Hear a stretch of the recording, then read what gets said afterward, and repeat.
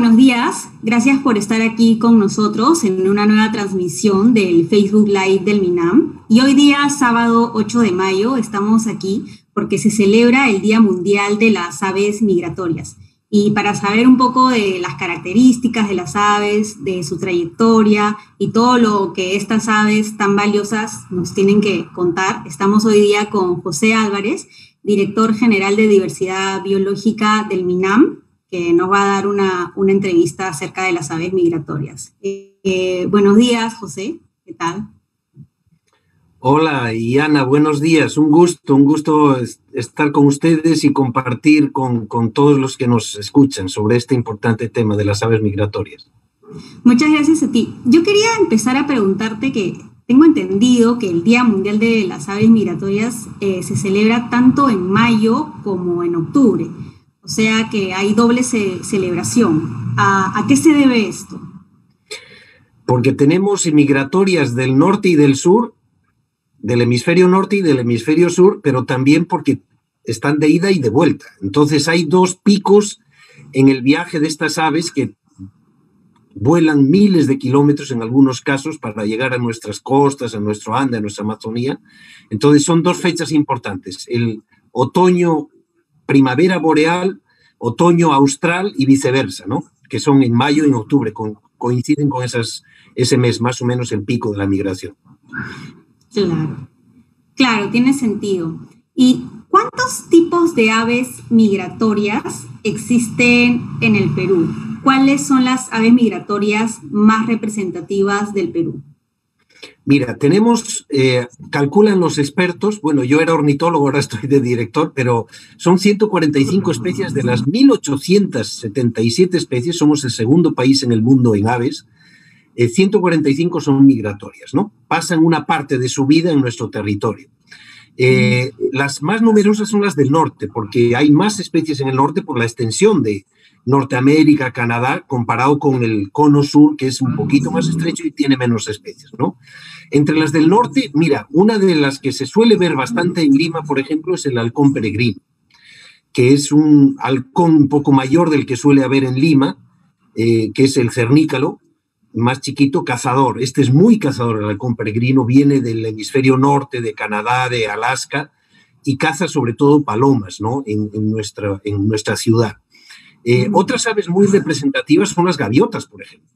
Estas gaviotas que hemos visto durante la pandemia, por ejemplo, la primera cuarentena en miles y miles en la costa, la gaviota de Franklin, esa es una de las más representativas, y los playeros, hay un montón de especies de playeros, que son esas avecitas que se ven en las playas corriendo y alimentándose de muimui y de otros bichitos de la costa. Pero también hay otras muchísimas especies, ¿no? De esas 79 especies que migran desde el norte, hay muchas, por ejemplo, que son insectívoros y que van a nuestros bosques, tanto de la zona de la selva, de las vertientes occidentales y orientales. Tenemos, por ejemplo, una muy conspicua en nuestros cuerpos de agua, que es el águila pescadora. Esta, por ejemplo, es muy conocida de las aves del norte. Entre las del sur está, por ejemplo, los flamencos. Hay dos especies de flamencos que visitan nuestro territorio desde el sur, desde Chile, pero también hay muchísimos que son espigueros, insectívoros, tiranos, mosqueritas, que no son tan conspicuos, pero que acuden incluyendo a los parques de Lima, algunas de ellas, ¿no? Qué interesante. ¿Y cuántos kilómetros puede viajar un ave migratoria en su vida, ¿no? O sea, más o menos cuánto vive una ave migratoria por lo general y cuántos kilómetros viaja. Uy, esa es una pregunta complicada. Mira, te digo, hay extremos de algunas aves migratorias que viajan cada año 20.000 kilómetros de ida, 20.000 kilómetros de vuelta, creo más o menos, ¿no? Que es el récord. Es un gaviotín que va desde Alaska hasta la Antártida y viceversa. Las normales viajan cada año 5.000, 4.000, 8.000 kilómetros de ida y de vuelta. Es enorme la distancia que cubren. Hay algunas que son de más corta migración, que van, por ejemplo, desde Alaska hasta el sur de Estados Unidos, al norte de México, al Caribe, y otras que llegan hasta el hemisferio sur. Van desde el norte del hemisferio austral hasta el boreal. Entonces, a lo largo de su vida hay algunas que son bastante longevas, por ejemplo, las acuáticas, Algunas de estas gaviotas pueden vivir 15, 20 años y pueden recorrer 50, 100.000 kilómetros en su vida. Es impresionante el esfuerzo que hacen para llegar a ecosistemas donde les pueden proveer del alimento que no encuentran en sus zonas de reproducción que están en pleno invierno. Imagínense lo que es Alaska o el norte de Canadá en invierno. Entonces, algunas tienen vidas más cortas, 3, 4, 6 años, pero aún así viajan a lo largo de su vida 8, 10, 15.000 kilómetros. Es impresionante. Y es interesante. Y, o sea, ¿este recorrido es de norte a sur o de este a oeste? O sea, ¿cuál es la dirección de su recorrido? La mayor parte de las migraciones son norte a sur, ¿no? Van buscando, diríamos, climas más cálidos, donde encuentran el alimento y la temperatura para reponerse del viaje y de la época de nidificación, que significa para las aves muchísimo esfuerzo, ¿no? Entonces, hay algunas migraciones, diríamos, este a oeste, mayormente altitudinales, ¿no? Que son por ejemplo, las vertientes andinas bajan a la zona de la llanura amazónica, dependiendo de la estacionalidad, para buscar, por ejemplo, cierto tipo de alimentos que no encuentran en ciertas altitudes. Pero cuando hablamos de aves migratorias, generalmente estamos hablando de migratorias de grandes distancias, del hemisferio norte al hemisferio sur y viceversa, ¿no? Entonces, en términos biológicos, o sea, de la vida misma del ave, ¿cuál es la razón de hacer estos viajes tan largos, ¿no? Uno se pregunta, uno ve en el cielo las aves y se pregunta, ¿por qué vuelas tanto durante tanto tiempo en tu vida?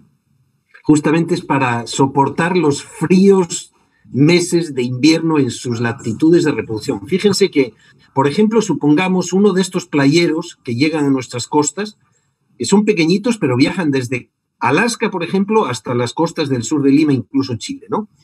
Estas avecitas, en el lugar de reproducción, que es la tundra, allá en el norte de Canadá y de Estados Unidos, de Alaska, allí tienen unas etapas durante el verano tienen casi 24 horas de luz y una increíble abundancia de alimento durante 3, 4 meses.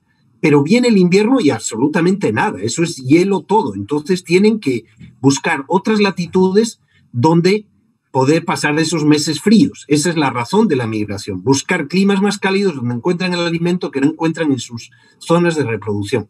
¿Por qué se reproducen allá? Por eso, porque durante esos cortos meses de verano, en los bosques, en las praderas, en las humedales, encuentran una increíble abundancia de alimento que no la encontrarían el hábitat adecuado en los países donde hibernan, ¿no? Hay algunas excepciones en que se reproducen tanto en la zona de hibernada como en la zona de reproducción en verano, ¿no? Pero son la excepción. La regla es que normalmente pasan los meses de invierno austral, por ejemplo, en los climas del sur, para reponerse, a veces hacen la muda acá y vuelven a sus zonas de reproducción. Ahora, por ejemplo, ya están prácticamente todas las especies migratorias del norte, están en el sur, que están allá en el norte, perdón, ya nos dejaron, pero están llegando las del sur, porque ya se acerca el invierno austral. Entonces, todos estos mosqueritos, espigueros, algunos cuclillos, golondrinas que vemos que no se suelen ver en otras temporadas, que vemos ahora, durante estos meses del invierno austral, las que vemos nuevas, diríamos, en nuestras costas, en nuestros bosques, son del sur, ¿no? Interesante información, nunca había escuchado esto, ¿no? Y otra pregunta, o sea, en términos de otras especies, ¿las aves migratorias son importantes para la supervivencia o para la alimentación de otro tipo de especies? O sea, creo que esto se llama cadena trófica, ¿no? O sea, ¿qué papel cumplen para la supervivencia de otras especies? Mira, todas las especies tienen un espacio, un rol en la naturaleza, ¿no? Entonces, no es que porque una desaparezca pueda producirse lo que se llama una cascada ecológica, en el sentido que se produzca una catástrofe. Hay algunas que sí son más clave, ¿no? Entonces, algunas son controladores, por ejemplo, depredadores, los halcones, otras son insectívoras o omnívoras o granívoras y cumplen en el ecosistema un rol importante. Por decir un ejemplo, ¿no? Hay un montón de especies insectívoras que migran desde el hemisferio norte y que pasan el invierno nórdico, que son más o menos desde noviembre hasta marzo, en nuestros bosques amazónicos y en los ecosistemas contiguos, ¿no? Por ejemplo, en las yungas, etcétera, donde hay muchísimos cultivos comerciales, cacao y café bajo sombra, sistemas agroforestales. Ahí abundan muchísimo estas especies y ayudan a controlar las plagas. Es decir, si no tuviésemos esas especies migratorias, probablemente tendrían más problemas los agricultores para controlar ciertos insectos que atacan a sus plantas cultivadas, ¿no? Pero en el ecosistema incluso natural cumplen un rol importante. Siempre una especie ocupa un nicho y cumple una función. En muchos casos no lo tenemos tan claro, pero sabemos que cumple una función. Unos como presas, otros como predadores, otros como polinizadores, etcétera, etcétera, ¿no? Claro, es interesante eso. Y con el cambio climático, ¿hay amenazas que enfrentan las aves migratorias en general? ¿Y cuáles serían, ¿no?, estas amenazas? Sí, tienen un problema muy grave. De hecho, algunas poblaciones de especies migratorias han decrecido enormemente en las últimas décadas y una de las causas no es la única, porque la contaminación es otra, los cambios de régimen agrícola, por ejemplo, los monocultivos son otra, los sistemas de producción industrial son otra. Pero el cambio climático definitivamente les somete a un estrés extraordinario. ¿Por qué? Porque cada vez el invierno se acorta más por la elevación de las temperaturas, especialmente en climas árticos y antárticos, ¿no? Entonces, eso lo hemos escuchado, por ejemplo, los que ven programas documentales de que los osos polares tienen un serio problema porque cada vez el invierno es más corto y la temporada donde más comen los osos polares es en invierno, porque es cuando el mar se congela y cazan focas, ¿no? Lo mismo pasa con las aves. Si se acorta el invierno, se acelera el proceso es cada vez más temprana la temporada de producción de alimento masivo donde ellos se reproducen. Por ejemplo, los insectívoros se alimentan en las primeras semanas donde eclosionan las orugas de muchísimos lepidópteros, coleópteros, etc. Ya se ha estudiado de algunas especies que han tenido que adelantar su migración, por ejemplo, hasta 2 y 3 semanas de lo que migraban antes para que coincida la reproducción la eclosión de sus huevos con la producción de larvas, de orugas, ¿no? Para darles de comer. Esa sincronización a veces a las especies les cuesta. Es decir, su reloj biológico no reacciona tan rápido como el clima, porque estos cambios históricamente se han producido a lo largo de cientos, miles de años. Con el cambio climático, que es antropogénico, que es causado por las emisiones de gases de efecto invernadero, estos cambios se producen de una forma cortísima, en pocas décadas, y entonces no se adaptan lo suficiente, entonces tienen problemas, el número de crías que sobreviven en cada nidada disminuye, etcétera. Tienen problemas también en las migración porque no encuentran el alimento donde antes lo encontraban. Hay cambios climáticos extremos que a veces les afectan, por ejemplo, sequías extremas, heladas fuera de temporada, tormentas destructivas, etcétera. Y eso está afectando mucho a las poblaciones de aves. Uh-huh. Ahora, yo sé que ya existen organizaciones que velan por la conservación de las aves migratorias, ¿no? Pero como ciudadano a pie o cualquier persona en sí, ¿qué puede hacer o qué pequeña acción puede hacer para ayudar a preservar las aves migratorias? Mira, habría que preguntar desde la ciudad. ¿Qué podemos hacer? Y también desde el campo. Desde el campo hay muchas más cosas que se pueden hacer, por ejemplo, no talar bosques, no contaminar cuerpos de agua, pero los que estamos en la ciudad y no tenemos una interacción directa con los ecosistemas, sí podemos, por ejemplo, reducir el consumo de ciertos productos que son dañinos para las aves, por ejemplo, los plásticos, ¿no? Eso siempre el Ministerio del Ambiente está recalcando, reducir el uso de plásticos de un solo uso. Las bolsas, no botar jamás en lugares, tú ves como la gente bota mascarillas, bota bolsas en la calle, colillas, objetos que terminan siendo arrastrados, muchos de ellos al mar, por ejemplo, y terminan en el buche de muchas de estas especies. Es dramático el impacto que está produciendo, por ejemplo, los plásticos que cuando se desmenuzan por la acción de los elementos se convierten en microplásticos y terminan siendo consumidos por las aves, pero también por su alimento. Por ejemplo, muchos moluscos, crustáceos, peces se alimentan de estos microplásticos y terminan contaminando a las aves y también a nosotros, ¿eh? Entonces, el reducir este uso de estos plásticos, también el reducir, por ejemplo, el consumo de productos que sabemos que contaminan o que agreden a los ecosistemas donde estas aves viven. Por ejemplo, los bosques tropicales, ¿no? Donde pasan el invierno muchísimas especies de aves migratorias. El bosque seco del norte y el bosque amazónico. No consumir productos que causan deforestación. Por ejemplo, cuando compren carbón, no compren carbón de algarrobo, por favor. Están destruyendo el hábitat valiosísimo de muchas especies residentes, endémicas y en peligro de extinción o migratorias. No consuman carbón de algarrobo. Es un mito eso de que el pollo a la grasa sabe mejor cuando se asa con algarrobo. Seguro que con tantas cremas no se percatan ustedes del sabor, ese supuesto mito. Y están haciendo un daño terrible al bosque seco del Perú, que es uno de los más ricos del mundo en especies, ¿no? Endémicas. No consuman productos que vienen del bosque talado en la Amazonía, por ejemplo. Sí, dime. Sí, no, nada, interesante lo que me cuentas.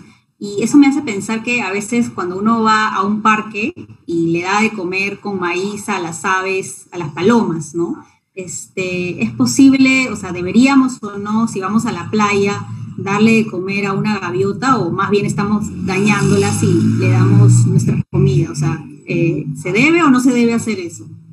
No se recomienda alimentar a las aves, salvo casos excepcionales, por ejemplo, donde hay inviernos muy crudos, sí la gente suele poner comederos para que pasen el invierno, pero habitualmente es mejor dejar que ellos se alimenten de lo que producen los ecosistemas, ¿no? Entonces, tú a una gaviota no le vas a dar el molusco o el pez que comería naturalmente. Tú le vas a dar un pedazo de sándwich, algún tipo de resto de tu alimento que no necesariamente es lo que mejor le conviene y además la estás desacostumbrando de que se alimente de su alimento natural.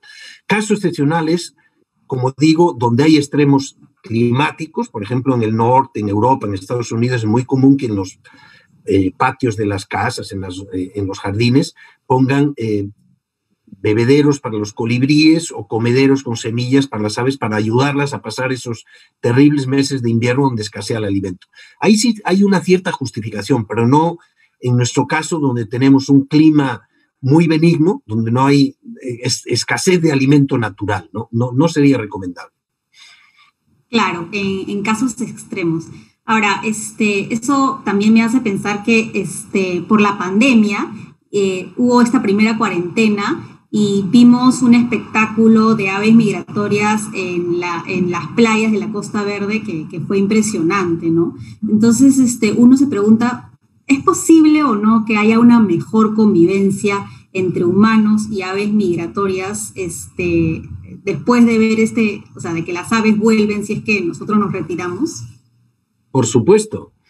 Y de hecho se está produciendo una actitud mucho más favorable de la población.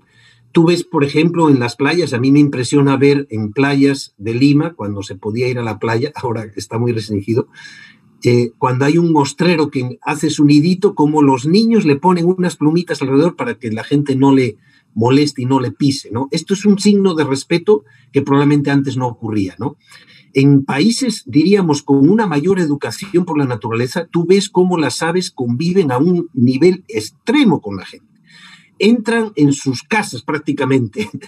Esto todavía las vemos que en nuestro país falta mucho de convivencia con la naturaleza. Todavía no tenemos esa cultura tan arraigada de respetar, de ser más amigables, tanto en nuestro comportamiento, de no agredir, no cazar, por ejemplo, indiscriminadamente, no maltratar los ecosistemas, no consumir productos que vengan de ecosistemas degradados o alterados, como comentaba antes.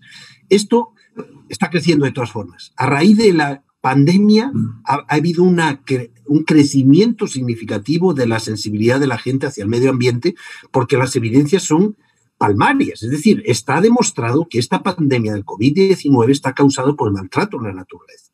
Concretamente con el maltrato a animales de donde ha venido el virus. Eso ya está demostrado. No es un virus fabricado en laboratorio, es un virus que se transmitió muy probablemente de un murciélago que estaba en condiciones de cautividad horribles o que estuvo en contacto con otros animales de ecosistemas degradados y tenía una alta carga viral. Eso es lo que ha provocado la pandemia. Y dicen los expertos que no va a ser la última. Entonces, este sufrimiento tiene causa y tiene una causa antropogénica. Nosotros somos los culpables. Entonces, hay mucha gente que está tomando conciencia de esto y de la necesidad, como dice nuestro ministro Gabriel, de revincularnos con la naturaleza, de no volver a la normalidad, porque esa normalidad era el problema, del maltrato al medio ambiente. Hay que tomar actitudes mucho más respetuosas, amigables, tanto en nuestra vida cotidiana como en nuestros hábitos de consumo, ¿no? Claro, hace falta más educación ambiental, ¿no? Y que se interiorice en nosotros. Y bueno, hay otro tema, ¿no? Que es el birdwatching o la observación de aves, que hay toda una movida, ¿no? De hecho, uno va a los pantanos de Villa y creo que por estas épocas hay grupos de gente que va a observar aves, ¿no? Pero ¿cómo se puede aprovechar esta actividad en términos turísticos y para reactivar la economía en general? Mira, los observadores de aves o birdwatchers que les dicen o pajareros es uno de los sectores más, diríamos, numerosos en el mundo del sector ecoturístico, que son aquellos que disfrutan de la naturaleza y viajan para observar la naturaleza. Se calcula que en el mundo hay más de 100 millones, imagínense. Solo en Estados Unidos son más de 60 millones que habitualmente observan aves, de los cuales entre 15 y 20 suelen viajar para ver aves. Entonces, ahí tenemos un clientelaje potencialmente importantísimo para nuestro país una vez que pase la pandemia. Ya teníamos un flujo importante, porque nosotros en Perú tenemos la ruta de aves más rica del mundo, donde se pueden observar entre 1.200 y 1.400 especies de aves en una temporada corta de unos 15, 20 días que suelen usar, que es la ruta del norte del Perú, que todavía está un poco desarrollada. Entonces, desde los bosques secos hasta la Amazonía, un recorrido de 2 a 3 semanas, se pueden observar más de 1.200 o 1.300 especies de aves. Esto es la 10ª parte de las aves del mundo. Imagínense ese potencial. Y estos turistas tienen una ventaja sobre el turista clásico, ¿no? El que viene a ver Machu Picchu, que solo se queda un día o dos en Cuzco, otro día en Machu Picchu y se vuelve.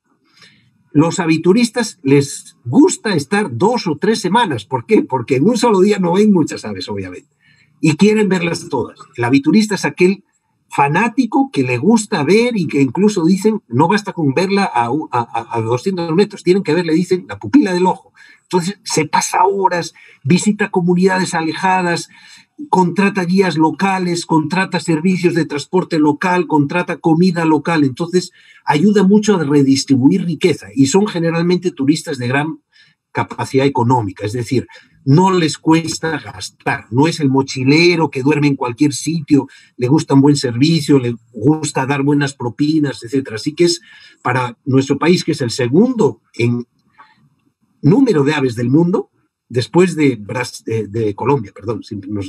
Brasil nos llegó a ganar, pero lo volvimos a ganar a Brasil. Tiene un potencial enorme, ¿no? De atraer ese turismo especializado. Claro, y con las cantidades que me dice, esta afición puede ser como un boom turístico de lo que estoy viendo, ¿no? Genial. No sé si, bueno, ya vamos terminando, pero no sé si tienes un comentario o algún mensaje que nos quisieras decir a todo lo que te estamos viendo en este momento. Sí, yo quisiera recalcar de la necesidad que tenemos los humanos de vivir en armonía con la naturaleza, porque hemos evolucionado con la naturaleza. Nosotros vivimos en ciudades cada vez más alejadas de la naturaleza y esto tiene un costo terrible. Está demostrado por ciertos estudios, por ejemplo, que las personas que viven en ambientes alejados de la naturaleza son más antisociales, son más tendientes a la violencia, a problemas familiares y laborales. Entonces, la gente que tiene más espacios verdes donde disfrutar, donde especialmente las aves, imagínense, no es lo mismo ver un sapito como ver un pájaro cantando, por ejemplo, ¿no? Entonces, y mis respetos a los que les gustan los sapos, pero yo que soy ornitólogo de origen y tuve el gusto de describir 5 especies nuevas para la ciencia, el ver un ave realmente nos reconecta con esa vida que tenemos los humanos de evolutiva, de contacto con la naturaleza. Entonces, respetémosla, apoyemos la conservación de la naturaleza, no tengamos hábitos de consumo destructivos, no maltratemos a los ecosistemas y especialmente a las aves, no las maltratemos, por favor, cuidemos ese riquísimo patrimonio. Claro, verlas volar en manada es todo un espectáculo. Muy bien, más bien gracias José por esta, creo que bien interesante entrevista, y gracias a todos los que estuvieron con nosotros mirando y escuchando acerca de esta valiosa información. Y bueno, ya será para una próxima ocasión. Gracias a todos por mantenerse conectados y síganos en nuestras redes sociales del MINAM. Muchas gracias, Diana, y un saludo a todos los que nos están viendo. Un saludo. Muchas gracias.